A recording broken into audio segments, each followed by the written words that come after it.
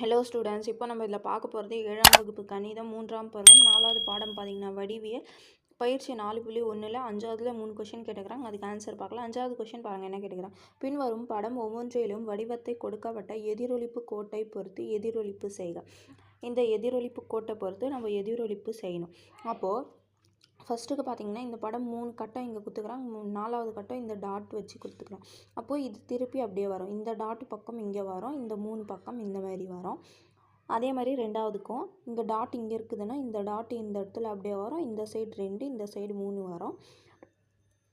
அதே மாதிரி இந்த படம் இந்த டாட் பகுதி இங்கே வரும், அதுக்கப்புறம் கீழே 2 கீழே 2ன்னு இந்த மாதிரி வரும். அப்போ பாருங்கள், இதோட எதிரொலிப்பு இந்த மாதிரி வரும். இந்த 3 கட்டம் இங்கே வரும். இதுக்கு எதிரொலிப்பு இந்த மாதிரி வரும். இந்த புள்ளி இங்கே வர்றதுன்னா இது புள்ளி இந்த வரும். இந்த மாதிரி படம் வரும். அடுத்தது இது பாருங்கள், இதுக்கு புள்ளி இங்கே வரும். இந்த படம் அப்படியே வரும். புரிஞ்சுதுங்களா? அவ்வளோதான் 5வதுக்கு ஆன்சர். 3 கொஸ்டினுமே ஆன்சர் கண்டுபிடிச்சிட்டோம். புரிஞ்சுதுங்களா?